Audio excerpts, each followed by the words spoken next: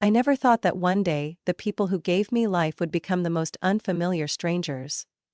Not only did they turn their backs on me, but they also buried my childhood beneath the facade of a perfect family they tried to portray. I used to think I was just the difficult child, but no. I was the victim in my own home. If anyone were to ask me, what was the most painful part of your childhood? I wouldn't talk about the beatings or the scolding. I would tell them about the birthday parties I wasn't invited to, in the very house I called home. And I would start with the name. Vivian, the forgotten twin daughter. My name is Vivian Parker. I'm 28 years old, born and raised in a small town called Maple Falls, Oregon. I have a twin brother named Ethan. Yes, I call him brother because from a young age I was taught to give way to him, even though we were only 10 minutes apart in our mother's womb. But the difference between us didn't stop at birth order. It was a whole lifetime divided unfairly, so harsh that if I hadn't lived it, I wouldn't have believed it. From the moment I became aware, I could feel the difference in how I was treated. My parents, Mark Parker and Linda, always saw Ethan as the light of their lives. And me? I was the shadow. Every time I tried to share a small achievement at school, like running the fastest in class or getting praised by the teacher for helping a friend, my mother would merely nod and then turn to ask Ethan how many math points he scored that day. And my father? He would only look up from his newspaper when Ethan entered the room. Ethan was the kind of person born to be spoiled. He didn't have to try hard, just smile and get a new toy car or a ski trip with Dad. Meanwhile, if I happened to drop a glass because my hands were wet, was immediately called clumsy, making the family look bad. But the most painful part was every birthday season. We were twins, so naturally we shared the same birthday, October 14th. But every year Ethan's birthday was celebrated in grand style. I clearly remember our 10th birthday. Our parents hired a professional clown, set up a tent outside, and invited Ethan's whole class. I had friends too, but none of them were invited. When I asked my mother, she simply said, "Your friends aren't appropriate. Besides, Ethan is doing well in school, so I want to reward him a bit." I wasn't allowed to invite anyone, didn't have my own cake, and my name wasn't even mentioned during the party. Everyone came, and everyone congratulated Ethan. When a distant aunt jokingly asked, "Where's Vivian?" my mother smiled awkwardly and said, "Oh, she's very sensitive, doesn't like crowds." I was standing right behind the bedroom door, hearing everything. I don't remember how long I cried that day. All I know is that when my grandmother Ruth arrived late bringing a small box of cookies and an old teddy bear, I hugged her tightly, as if afraid she would disappear too. Grandmother Ruth was the only bright spot in my otherwise dark childhood. Even though she lived in Portland, nearly 2 hours away from my home, she visited me at least once every month. Not because my mother invited her, but because she knew I needed her. Every time she came, she would secretly slip me a few coins, whispering, "Don't tell your mother, okay? Consider it a reward for enduring these foolish grown-ups." I never dared to spend that money. I kept it in a small box hidden under my bed, as if holding on to a part of hope that I still had some value in this life. Ethan wasn't always mean. He used to play with me, laugh with me. But over the years, as he saw that our parents only loved him while I was scolded, Ethan gradually changed.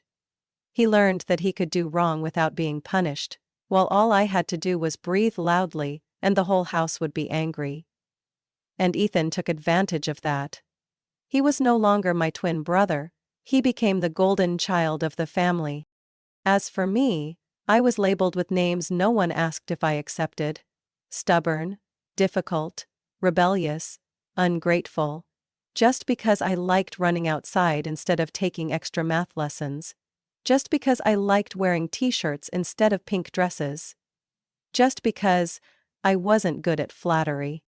I was never taken to the movies by my father. Never heard my mother say "good job" when I won the school marathon. But Ethan only had to say, "I'm hungry," and there would be pizza, fries, and soda within 10 minutes. As for me, I had to cook instant noodles myself. And if I forgot to wash the dishes, sure enough, the next day my mother would scold me as if I had burned the house down. Once, when I was 13, I was selected for the school basketball team. I was so happy because it was the first extracurricular activity I'd been a part of. When I ran home with the form for my parents to sign, my mother tore it up right in front of me. She said, "Do you think I'll let you goof off and neglect your studies like the useless kids out there?" I stood frozen. Ethan sat next to me, saying nothing. He just smiled softly. And so, the small wounds accumulated, forming a cold wall between me and my family. I wasn't hugged, wasn't asked about. The looks my parents gave me were often only filled with one thing: disappointment. I know, many people might think I'm overreacting, that everyone has their own childhood scars. But I wish they could live just one day in my house, where love was distributed according to grades and appearance, where the child named Vivian only existed as an inconvenience. As for Ethan, he'll appear many times in this story. But let me tell it slowly, because before everything fell apart, I had to learn how to survive in a house where no one truly wanted me to exist. I thought things couldn't get worse after those years of being the shadow of Ethan, but I was wrong. Everything only truly started to spiral into darkness in the fall of my 14th year, when I realized that it wasn't just indifference that was killing me slowly, but the malicious jealousy nurtured in this house. Ethan was never good at connecting with others. He lived in his own world, where he was the center and everyone else had to revolve around him. While my parents always tried to paint Ethan as the perfect boy, at school he had no close friends and no one really liked him. In contrast, I, though much quieter than the other girls, had a close group of friends. We would often do homework together, have lunch outside, and share stories about our families and growing up. For me, that was a rare time when I could genuinely laugh. And it was that very thing that made Ethan gradually resentful. I started to notice strange looks from him whenever he saw me texting with friends or receiving calls from Kayla, my best friend. Questions like, "Why do they even hang out with you?" Or, "Do they know you're the one no one likes at home?" began to appear. At first I thought Ethan was just joking. But no, his gaze was cold, and I realized it wasn't an innocent remark. Everything exploded after my 14th birthday. That year, my parents still organized the usual birthday party for Ethan. A party with pizza, blue balloons, a new game console, and nearly the whole class invited.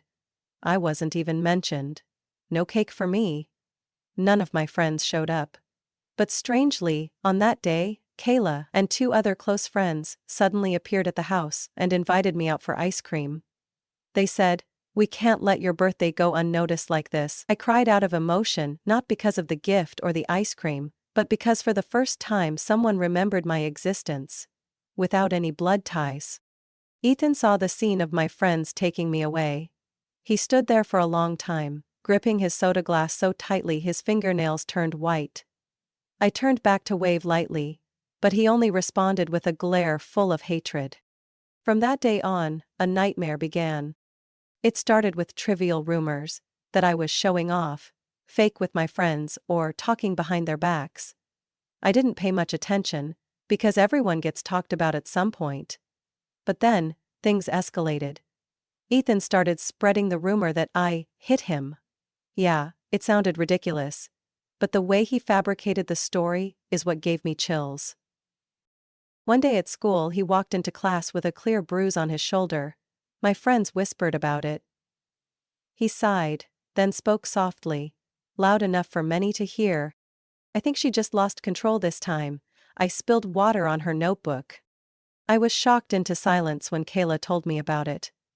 I hadn't done anything. We hadn't even spoken the day before. But the situation didn't stop there. A week later, Ethan came to school with a black eye. And then, it all exploded. Teachers started looking at me with suspicion. My friends started avoiding me. People began calling me the violent sister. Some even avoided sitting next to me in class for fear of being punched. I tried to explain, I tried to say that Ethan was making things up, but no one listened. they were all too impressed by the touching story of the good boy who was being tortured at home by his twin sister but remained silent and endured. One teacher even said, "Vivian, if you have trouble controlling your emotions, you should visit the counseling office. Don't take it out on your brother." I felt the ground beneath me crumble away in layers. The breaking point came when the principal received an anonymous report that I had violent behavior at home. The principal called a meeting, with me, Ethan, and my parents present. In that suffocating room, Ethan continued his act. He told the story with a choked voice and red eyes. "I don't want to say this, but Vivian has hit me several times, locked me in a room, yelled, cursed. I don't know what to do." I was stunned, unable to say a word. My head was buzzing. By the time I stammered, "I didn't do it, I swear." My parents had collapsed, hugging Ethan with tears streaming down their faces. My mother sobbed. "Why didn't you speak up earlier? How long have you been suffering like this, Ethan?" My father turned to me, his eyes full of anger. "You make me ashamed for having given birth to you." I screamed as loud as I could, trying to hold on to the fragile truth I knew deep down. But no one listened. No one. The principal concluded that I would be suspended for 7 days, to stabilize my emotions, while further investigations took place. I clenched my fists, my nails digging deep into my skin, drawing blood. I didn't know what hurt more, being falsely accused, or seeing my parents stand behind a lie. That day, when I returned home, I faced the cold stare of my father. He didn't say a word, just walked into my room and began packing my things. I panicked, not understanding what was happening. "You can't stay in this house another day," he said. "Ethan needs to be safe. As for you, you need to learn to live away from the family for a while." I cried. I begged. I clung to my mother's hand, but she only said, "I don't know who to believe anymore, Vivian. You need time to think about what you've done." Ethan stood on the stairs looking down at me, with a victorious, icy stare. I don't remember how I breathed after that meeting with the principal. Every second felt like it was choking me, and the baseless accusations cut into my heart like cold knives. When the office door slammed behind me, I stumbled out, with no strength left to argue, to cry, or to hope. 7 days of suspension. A sentence hanging over the head of a 14-year-old child, falsely accused by her own twin brother, and tolerated by parents who treated him like a saint. But that wasn't all. When I got home, I hadn't even taken my shoes off before my father, Mark, came rushing down the stairs, his eyes burning like fire. "Go upstairs and pack your things right now. You're not allowed to live in this house anymore." I froze. I couldn't believe my ears. I thought I had misheard. But he didn't stop. The sound of his angry footsteps echoed as he stormed into my room like a hurricane, ripping apart my wardrobe, pulling out every shirt, every book, every small item of mine, and throwing them straight into the old black suitcase. "I can't let Ethan live with you another second." I ran over, trying to grab the suitcase back, shouting, "I didn't do anything wrong. I didn't hit Ethan. I swear." My father swatted my hand away as if I were a fly. "You still dare argue? The whole school knows about this now. How many more scandals do you want before I can finally get rid of you?" I looked toward my mother. She was standing at the end of the hallway, arms crossed over her chest, her gaze completely devoid of sympathy. Not a word of protest. Not a step toward me. "Mark, don't be too harsh," she whispered, her voice too soft to stop anything. My father slammed the suitcase shut, dragging it down the stairs with a loud thud. I ran after him, nearly dropping to my knees at his feet, grabbing his leg like a drowning person clinging to a raft. "Don't kick me out, please." But all he did was push me away and growl, "You're a wicked little girl.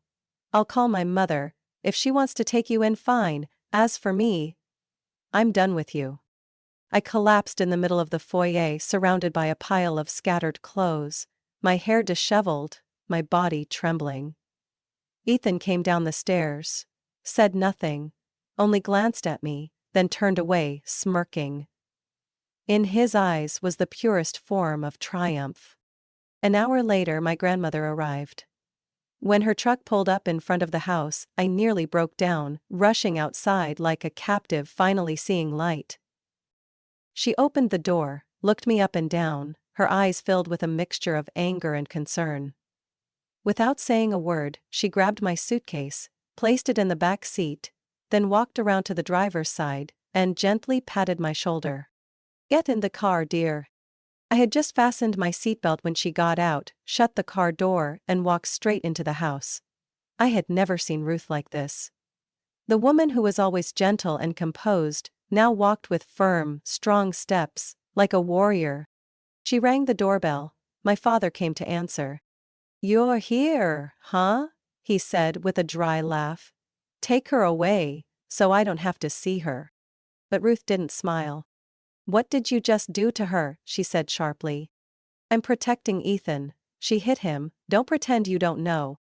Ruth narrowed her eyes and then pushed the door open, stepping inside as though she were the one in charge of the house. I know Ethan is lying. I know he's a hypocrite pretending to be an angel. And I also know it's you two who kicked your 15-year-old granddaughter out of your house, believing a cheap play." My mother stepped out of the kitchen, pale-faced. "Ruth, you're accusing Ethan of this, you're slandering him." Grandma slammed her hand down on the coffee table, the sound echoing coldly. "Linda, I've stayed silent long enough, but not anymore. If you two dare to kick Vivian out without any solid evidence, I'll call CPS straight away and report your abandonment of a minor." My father's face turned purple, and he hissed. "Are you threatening me?" She looked straight into his eyes, unafraid. "No, I'm warning you." No one said another word. She turned around, walked out the door, pulled me into the car, and drove off without looking back. The first night at her house, I couldn't sleep. I curled up on the bed she had prepared for me, my empty gaze fixed on the ceiling. Everything felt like a nightmare with no end. I, a good child, who never broke the rules, never hurt anyone, was thrown out like a criminal. Just because I wasn't Ethan. The next morning, Grandma made breakfast, pancakes and orange juice. She sat down next to me, took my hand, and gently asked, "You want to tell me everything?" And I did. Every word, every detail, every frustration I had swallowed for 14 years. She didn't interrupt. She just listened. When I told her about Ethan punching himself in the eye and then making up the story that I hit him, she sighed, her eyes narrowing. I suspected something was wrong with him, but I didn't know he could be so cruel. She hugged me tightly, as if trying to piece back together the broken parts of my heart. "You're not to blame, Vivian, remember that. You're a strong child, and one day, those who hurt you will regret it." I didn't know what the future would hold, but at that moment, I only knew one thing. I wasn't alone anymore. I once thought that being kicked out of the house at 14 would shatter my life. But it turned out, it was just the beginning of another journey. A life no longer lived to please anyone, but to save myself. After living with Grandma Ruth, things didn't get easier right away, but at least I didn't have to live in fear of being rejected every day. She was the only one in this world who saw my true worth without needing achievements, grades, or a good girl image. It was the first time in my life that I had dinner without being scrutinized for every word I said, doing my homework without anyone hovering over me, and sleeping in a room where the sound of a sigh didn't pull me out of my dreams. I returned to school after the suspension with the attitude of a survivor. The stares were still there, suspicion, contempt, pity, but I learned to ignore them. I didn't argue, didn't explain. I channeled all my energy into studying. My grades started to soar, I worked harder than ever, and gradually, no one could ignore me anymore. 4 years later, I graduated high school with nearly the highest marks in my class. Although no one from my old family attended the graduation ceremony, Grandma Ruth sat in the front row, wearing her favorite purple dress, clapping the loudest when I walked across the stage to receive my diploma.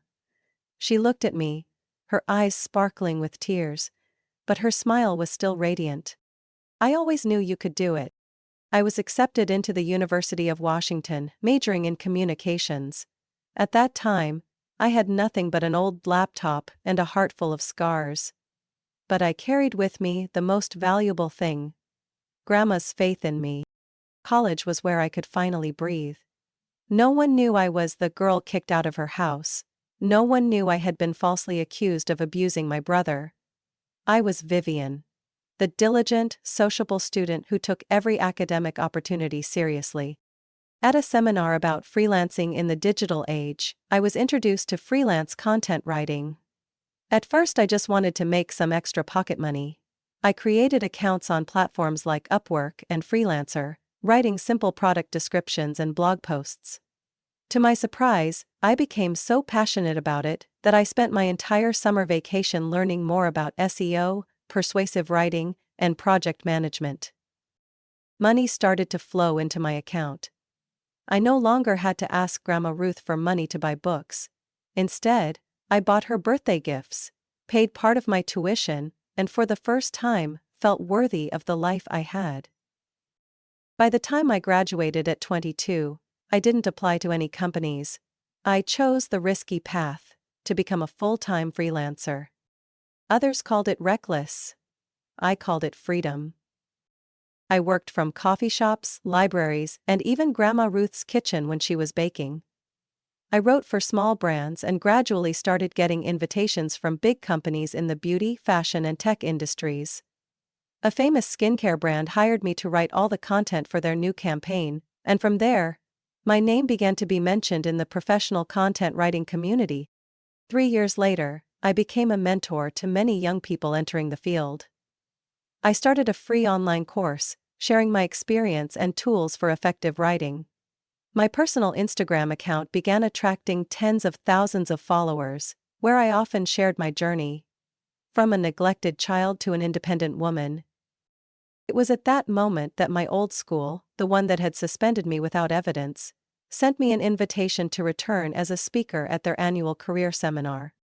When I read the email, my hands trembled. I thought I would feel hatred, anger, but no. I felt relief. Because now, I could return to the place that once crushed me, not for revenge, but to stand tall. As proof that I had overcome it all. On the day I returned, the auditorium was packed with students. I stood on stage, microphone in hand, my heart pounding like a drum. "My name is Vivian Parker. I once studied at this school. And I was suspended because of a lie." The entire room fell silent. I'm not telling you this to stir up sympathy. I'm telling you because I want you to know. Sometimes, life will treat you badly. But you still have the right to rewrite your story. I talked about patience, the pain of being misunderstood, and the power of forgiveness without forgetting. I didn't mention Ethan's name nor my parents. But I spoke about a girl who was kicked out of her house with a torn suitcase. And is now standing here, a respected and trusted writer. When the speech ended, the entire auditorium stood up and applauded. I stepped off the stage, my eyes blurry with tears, but a smile on my face. Not long after, a local TV station contacted me to invite me for an interview about freelance content writing. I had declined several times, because I was afraid of facing the cameras. But Grandma Ruth encouraged me. "If you don't tell your story, who will?" And I agreed. The filming took place in a small studio in Seattle. I wore the purple dress Grandma had chosen for me, sat under the bright camera lights, and shared my journey. No embellishments, no hiding, just the truth. When the show aired, thousands of viewers left encouraging comments. Some young people said they regained their confidence after seeing me. That they too could survive the wounds left by their families. I don't know if my parents watched the show, but I'm certain Ethan did. Because just a few days later, I received a message from an unknown number. Just a short, "What do you really think you are?" I smiled, turned off the screen. I was no longer the 14-year-old girl crying next to a torn suitcase. I was Vivian, the one who rewrote her life. The call came from an unfamiliar number. 6 missed calls in less than 3 hours. When I picked up the phone, the name that appeared on the screen made my blood run cold. Mom. I thought I was seeing things. How many years had it been? 6 years? 7 years? I didn't remember exactly anymore. The last time I heard her voice was the day I was kicked out of the house like a criminal, head lowered and heart shattered. I didn't call back immediately. I stared at the screen for a long time, my mind spinning. Why was she calling? What did she want? I took a deep breath, gently tapped the callback button. My voice when I spoke was harder than stone. "What's going on?" She answered right after the first ring. Her voice wasn't trembling, wasn't hoarse, and didn't sound like someone regretful. It was cheerful. "Vivian, I just saw your TV show. Oh my gosh, you're amazing. Your dad and I are so proud." I froze. Proud? Proud of what? For knocking me down into the mud, and now I'm standing up on my own? Before I could respond, another voice interrupted. Deep, familiar, foreign. My father. "Hello, daughter, it's Dad. We watched all your clips. I have to say, we're really surprised." I let out a bitter laugh, though they couldn't see it. That compliment felt like thorns. But I kept my voice calm. "Thanks. Anything else you want to say?" A pause. Then my mother spoke again, this time her voice softer, sounding almost intimate. "Actually, your dad and I called for another reason. The house has really gone downhill lately, and we're both retired now, no steady income." I closed my eyes. I knew it. All that pride, all the sweet words earlier, just a honey trap. "I see." My father jumped in, no beating around the bush. "You're doing really well. Could you help us out a little with the house repairs? The roof tiles are coming off. The electrical system is unstable. Just a few thousand would be enough." I took a deep breath, then spoke slowly and clearly. "Why do you think I would help?" No one answered right away. My mother tried to plead. "After all, we're family, Vivian. You shouldn't hold on to the past." "Family?" I laughed coldly. "What kind of family kicks their 14-year-old daughter out onto the street, just because they believe their son's lies?" No one responded. I continued, this time my voice no longer restrained. "I can't forget the way you blindly believed Ethan. The way you stood in front of the principal, friends, neighbors, and tarnished my honor without once asking me what was true." "Vivian." "Shut up, Mom." I sat up straight, my heart pounding, but my mind completely clear. "I will help. But only if you accept my terms." My father grew cautious. "What terms?" I gritted my teeth. "You have to organize a family meeting, invite all relatives, close friends, and anyone who believed Ethan's lies. During that meeting, you will stand up and publicly apologize to me. Admit that Ethan made up stories. Admit that you kicked me out of the house when I was still a child." "Vivian, are you joking?" my mother exclaimed, nearly shouting. "No. I'm serious. If there's no public apology, don't expect a single penny from me." My father began to lose his temper. "That's ancient history. Demanding this is cruel." I laughed bitterly. "And how was the way you treated me when I was 14? Compassionate. You're trying to get revenge." "No, I'm demanding justice." My mother was silent for a long time, then tried to soften her tone. "How about, we talk privately? No need for a family meeting. We're family. Preserving face is still—" I cut her off. "Your face doesn't matter more than my honor." I ended the call with one sentence. "The choice is yours. I don't need you. But you need me." And I hung up. That night I sat in front of my laptop, writing an email to the entire family. Not to complain, but to tell the truth. I attached a screenshot of the message from Ethan, a message he had sent me a few days ago, when he found out his parents had contacted me. "You're really stupid to think that Mom and Dad would choose you over me. They never loved you, and they'll never do anything to protect you. The best thing is to give them money and then disappear."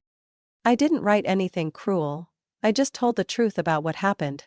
Step by step, year by year, the humiliation. I ended the email with one line. "I don't need you to defend me. But if one day you wonder, Why did Vivian cut off all contact? This is the answer. I hit send. And in that moment, I felt freer than ever. After that dramatic call, I thought they would understand that the act was over. But no. They wouldn't stop. Every day my phone showed a new series of missed calls from my parents. Sometimes they even called in the middle of the night, leaving long voicemail messages. My mother crying. My father angry. Sometimes begging. Sometimes threatening. I blocked the number, but then someone else showed up. Ethan.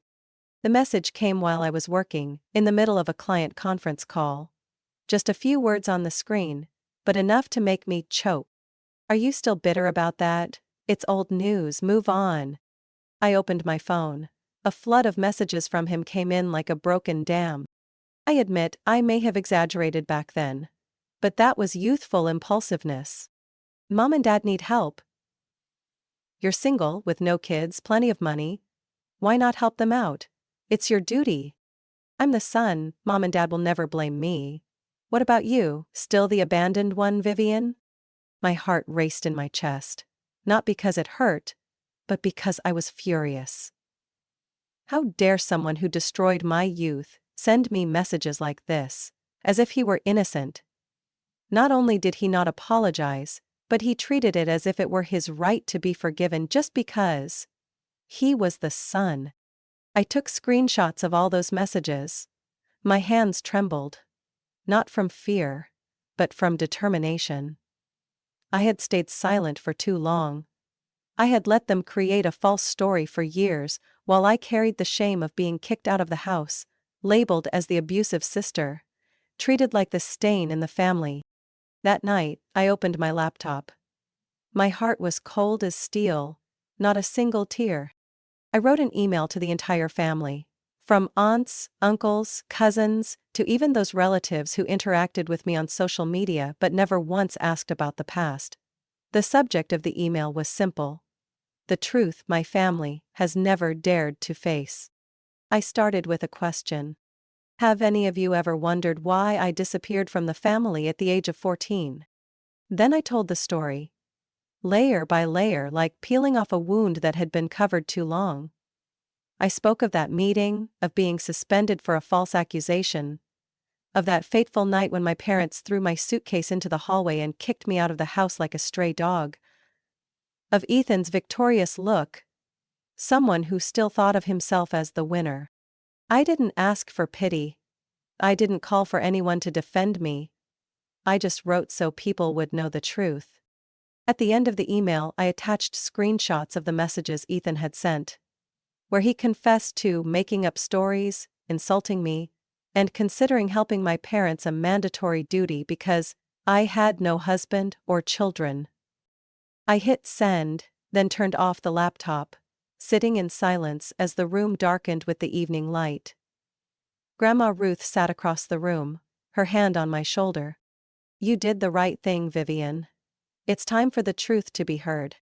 Just hours later, the replies started pouring in. Some called, some texted, some just left a heart emoji in silence. Aunt Amelia, my mother's sister, was the first to call. Vivian, I'm so sorry, I really didn't know things were this bad. Your mother? She never told me. She always said you left because of petty arguments. I said nothing. She continued, her voice choking. I always wondered why you never came home for the holidays, now I understand. I feel disgusted by how they stayed silent all these years. Then came Uncle Daniel, Uncle Steve, even my cousin Melissa, who had attended middle school with me. Each one had one thing in common. We trusted the wrong person. The family was in turmoil. In the family group chat, which was usually only for sharing Christmas photos or Thanksgiving plans, now there was a fiery argument. Some defended me, others questioned why my parents did this to their daughter. Some quietly left the group, but most stayed to face the truth. I didn't participate in that chaos. I just read and felt every layer of the truth being exposed publicly. The next day I received a call from another unfamiliar number. This time, I didn't need to look to know who it was. I picked up the phone. "Are you happy now?" Ethan's voice came through, no longer arrogant but full of bitterness. "I've just begun," I replied coldly. "You want to destroy the family? You want to turn mom and dad into a joke?" "No, I just want them to taste exactly what they forced me to swallow for 14 years. Ethan exhaled sharply. "Who do you think will believe you when mom and dad always side with me?" I smiled bitterly. "Your messages say otherwise, and now? It's not just me who has a copy." I hung up before he could say anything else, not because I was afraid, but because I didn't want to waste another second on this trash disguised as family. That night, Grandma Ruth held me close. She didn't say much, just whispered. "Now the world has heard your voice." I nodded, but deep down, I knew this wasn't the end.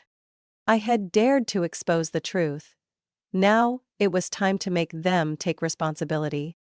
I once thought that revealing the truth was the final blow, that after that email everything would end. But I had underestimated the shamelessness of those who refused to repent. Just 3 days after I exposed everything in the email, my parents started calling again. This time with an entirely different attitude. No more congratulations or pleas. Just cold accusations, full of resentment. "You've humiliated us in front of the whole family. You're destroying the family. You want us to die in isolation just to satisfy yourself." I didn't answer any of the calls. I was too exhausted. Too tired of the same old patterns: denial, manipulation, blaming, then turning into the victim. But Ethan didn't let up. He continued sending messages, this time longer, full of venom. "Now the whole family knows you're the worthless little girl, and your parents don't care. You think they pity you? They're just pretending. They'll turn on you too, just like they did to me. Just wait." I screenshot everything, and I was calm enough to know I didn't need to shout or threaten anymore. I hired a lawyer. Alicia Moore's office was in a small building in downtown Seattle. From the first meeting, I knew I had chosen the right person. Alicia didn't ask about my past. With pity in her eyes, she just asked, "You want them to disappear from your life for good, right?" I nodded. A few days later, an official letter titled "Cease and Desist" was sent to my parents and Ethan. The contents were clear: no room for misunderstanding. If you continue contacting, harassing, or threatening the recipient, legal action will be taken under Washington state's personal harassment laws. Just 3 days later, everything went silent. No calls, no messages, no handwritten letters. For the first time in years, I woke up without having to check my phone with fear. I stepped out onto the apartment balcony, took a deep breath of the spring air, the soft sunlight filtering through my hair, and I felt free in a way I had never felt before. Not temporary freedom, but freedom. From the roots, from a past shackled by guilt that was never mine. My career continued to rise. After the TV show, many opportunities opened up, not only in content writing but also in personal skill-sharing workshops, building personal brands for freelancers. I was invited to be a guest lecturer for a short course at my old university. Ironically, the place that had suspended me now featured my name on promotional posters as an example of perseverance and resilience. I kept working hard, but not for recognition anymore. I worked because I believed in myself. And I traveled. I went to Arizona, watching the Grand Canyon turn red in the sunset. I walked through the windy streets of Chicago, mesmerized by the serene beauty of Lake Michigan. I stepped foot in Italy, where I wrote articles on a small balcony in Florence, a cup of espresso beside me, feeling peaceful, like the still water. Everywhere I went, I didn't just carry my laptop, but also a piece of Vivian. The girl who had been cast aside, now stitching up the cracks in her soul. But no matter where I went, I always returned home on the weekends. Back to Grandma Ruth. She was older now, her hair nearly all gray, but her eyes were still bright and warm, just like the day she held me in her arms, the night I was thrown out of the house. We often sat on the back porch, where she grew a small garden. Lavender, mint, and a few rows of tomatoes. She told stories of the past, and I shared stories of the present. We laughed together. sometimes falling into a gentle silence, understanding without the need for words. I knew how lucky I was to have her. In a world where the people I called parents had turned their backs on me, she was the only family I truly had. One rainy afternoon, I looked at myself in the mirror and realized, though I had survived, I hadn't truly healed. I still had dreams where I was kicked out of the house, still flinched when I saw a man walk like my father, still felt my chest tighten when someone called me selfish. I decided to start therapy. My first session with Dr. Renee Larson made me feel both anxious and hopeful, but unlike the cold paperwork-like consultations I had imagined, Renee listened as if each story I told was a piece of a person in need of restoration, not repair. We talked about my childhood, the injustice, the trust that had been trampled, and the fake strength I had worn for all those years just to survive. Renee said something I would never forget. True strength is not in how much you've endured, but in how you refuse to let those things define who you are today. I didn't cry when I heard that. But that night, I lay in bed, crying like a child for the first time in years. Not out of fear, not out of anger, but because I allowed myself to be vulnerable. Now, every morning when I wake up, I don't look at my phone with anxiety. I drink coffee, write with full focus. I plan new trips, new articles, new kind things for myself. My parents no longer disturb me. Ethan no longer sends messages. They are silent. Maybe it's because they're afraid, or because they know they no longer have any power over me. As for me, I don't need their forgiveness. I don't need their apology. I just need to keep living, free, full, and whole in my own way. My story is not just a journey of escaping a toxic family, but a testament that painful pasts do not have the right to define who we are forever. I've learned how to rise from the wounds, set boundaries, and reclaim my self-worth with my own 2 feet. No one can force you back to the place that hurt you, even if they call themselves family. Sometimes, to truly live, you have to dare to walk away from what you once called blood. What do you think about Vivian's journey and how she faced her past? Feel free to share your thoughts in the comments. Don't forget to follow the channel for more honest and emotional family stories.